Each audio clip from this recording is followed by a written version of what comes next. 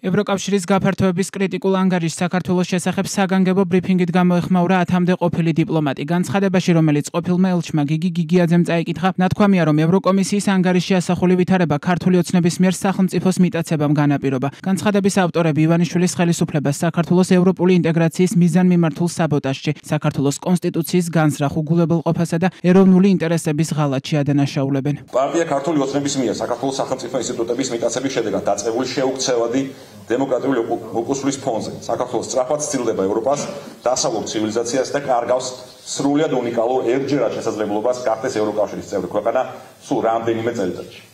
ევროკავშირთან ამ უკიდურესად ნეგატიური დინამიკის შენარჩუნების შემთხვევაში არსებობს იმის რეალური საფრთხე, რომ უახლოეს მომავალში ჩვენ დავკარგავთ ყველა იმ ძირითად ინსტრუმენტს, რაც ევროკავშირთან ინტეგრაციის გზაზე გაგვაჩნია, სავიზო რეჟიმის ლიბერალიზაციას, კანდიდატის სტატუსს და ასოცირების შეთანხმებას, რაც უპირველეს ყოვლისა ქართული ხალხის მონაპოვარს წარმოადგენს. შექმნილ რეალობაზე სრული პასუხისმგებლობა ეკისრება პირადად ბიძინა ივანიშვილს, მის მარიონეტულ თვითმმართველ ხელისუფლებას და პარტია ქართულ ოცნებას, რომელსაც უკვე დიდი ხანი აღარ გააჩნია საქართველოს მოსახლეობის უმრავლესობის მხარდაჭერა.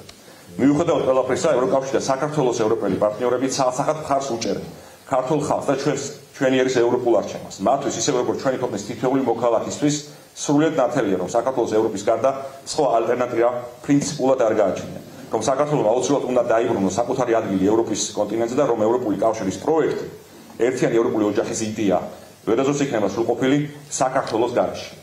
ჩვენთვის და ჩვენი ევროპელი პარტნიორებისთვის ასევე სრულად ნათელია, რომ დღეს საქართველოში არსებული დაპირისპირების ხაზი ევროპულ ცივილიზაციასა და რუსულ ტოტალიტარიზმს შორის გადის თითოეული ჩვენთაგანის უწყვეტ პროტეზზე, რომელიც აუცილებლად უნდა გაგრძელდეს ჩვენი ქვეყნის საქართველოს საბოლოო გამარჯვებამდე.